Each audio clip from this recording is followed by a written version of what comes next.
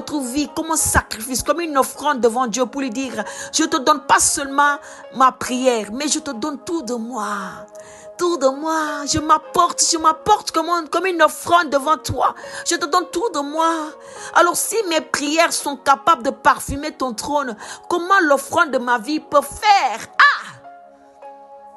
Si ta prière peut parfumer le trône de Dieu, quelle serait l'offrande de ta vie devant le trône de Dieu? Dieu parle aux adorateurs aujourd'hui. Si ta prière peut apporter à Dieu un parfum agréable, un parfum qui donne à Dieu la générosité de bénir les hommes sur la terre, comment serait l'offrande de ta vie devant le Père?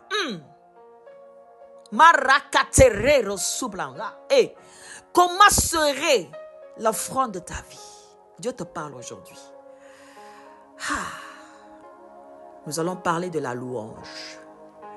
Bien-aimé, la parole nous parle du témoignage de Paul et Silas dans Actes 16, 25 à 26. Il va dire au milieu de la nuit. Au milieu de la nuit, Paul et Silas priaient, c'est-à-dire apportaient un parfum de bonne odeur devant l'autel de Dieu, l'autel d'or, et chantaient des louanges.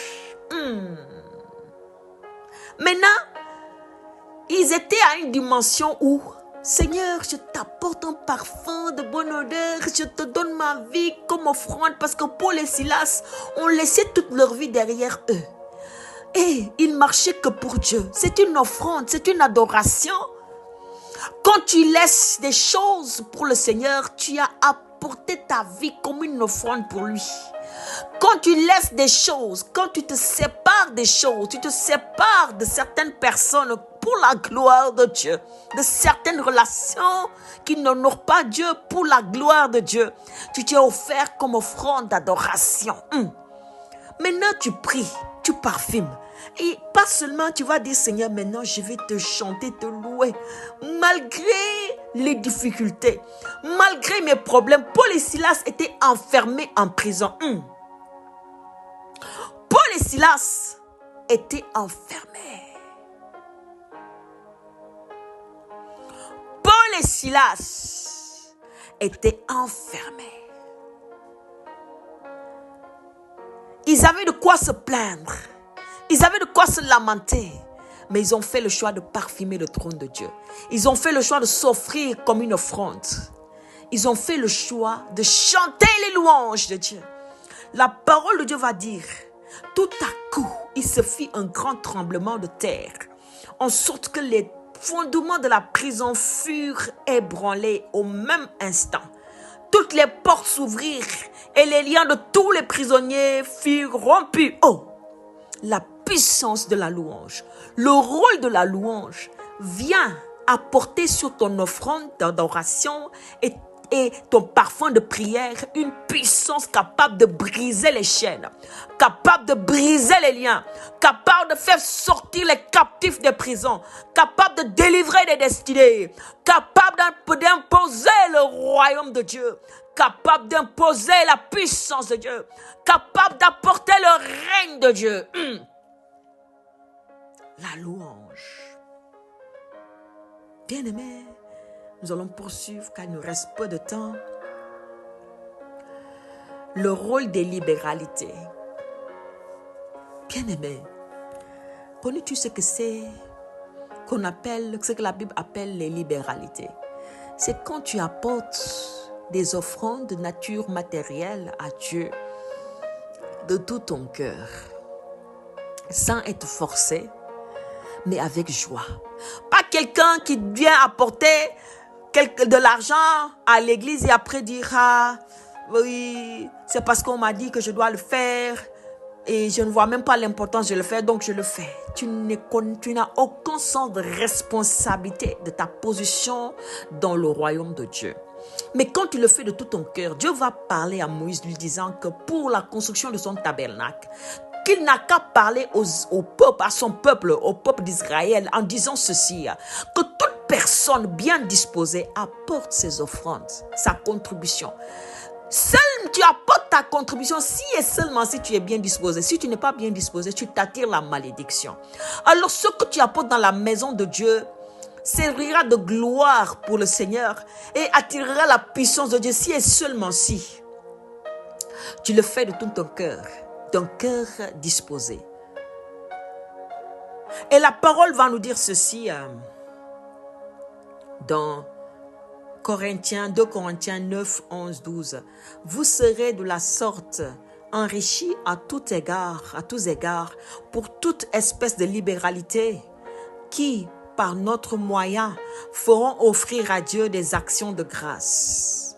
Le rôle de la libéralité va permettre aux vaillants, aux veilleurs sur l'autel, qui sont nos assemblées, nos églises, les responsables spirituels, d'offrir à Dieu des actions de grâce.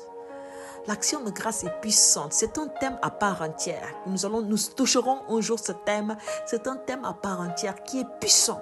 L'action de grâce est puissante. C'est le seul sacrifice qui ne s'éteint pas dans l'autel de Dieu.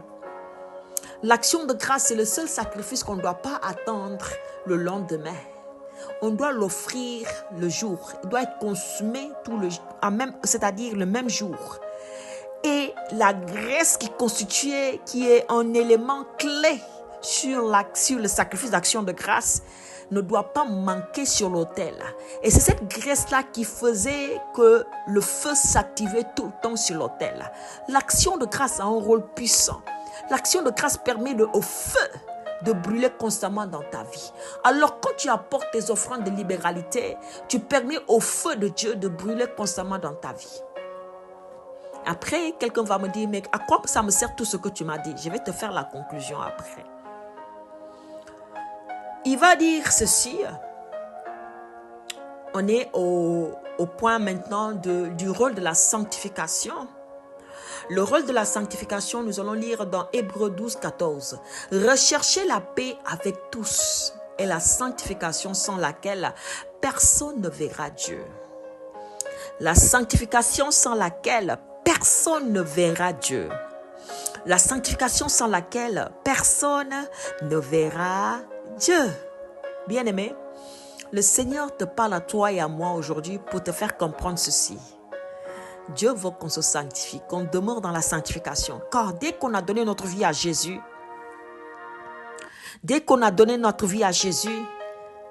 écoute bien ceci. Il y a un sceau de la sainteté de Dieu qui est posé sur nos vies.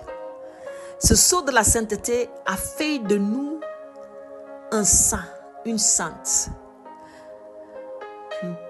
Inscrit dans le livre de vie, introduire dans le royaume de Dieu. Maintenant, ce que nous faisons de cette identité dépend de nous.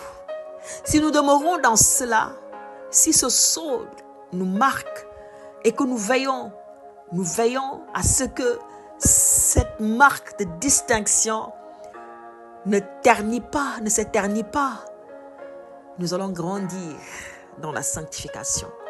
Parce que sans la sanctification, tu ne peux pas voir Dieu, je ne peux pas voir Dieu.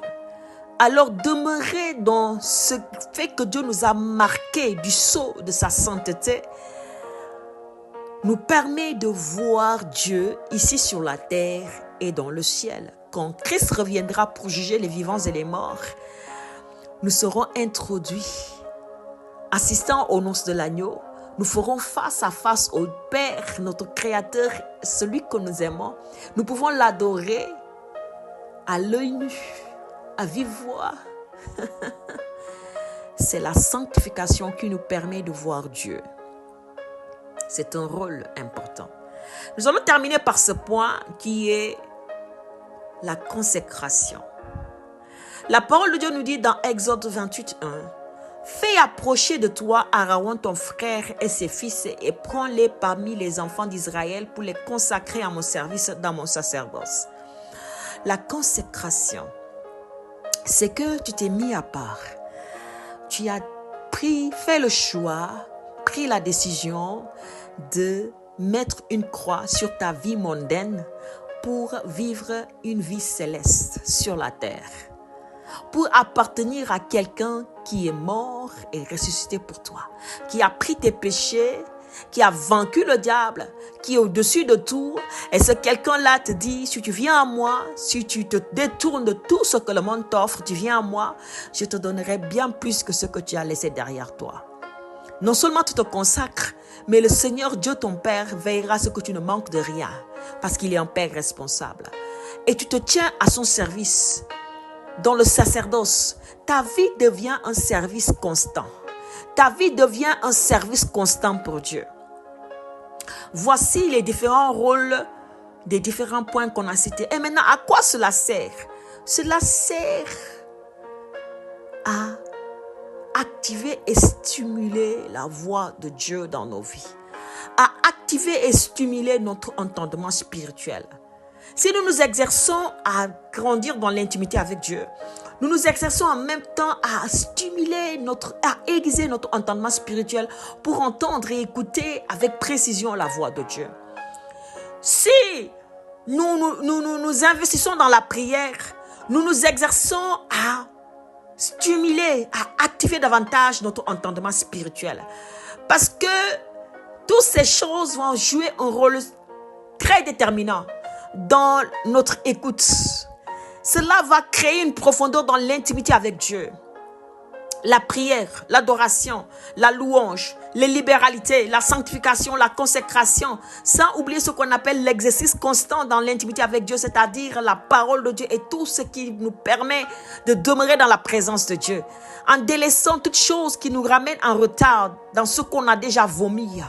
Ces choses vont stimuler ton fond intérieur, vont stimuler ton être spirituel, vont te faire grandir dans la spiritualité, vont faire de toi un enfant maintenant désormais devenu une fille de Dieu, un fils de Dieu, vont mettre sur toi un sceau de la gloire de Dieu.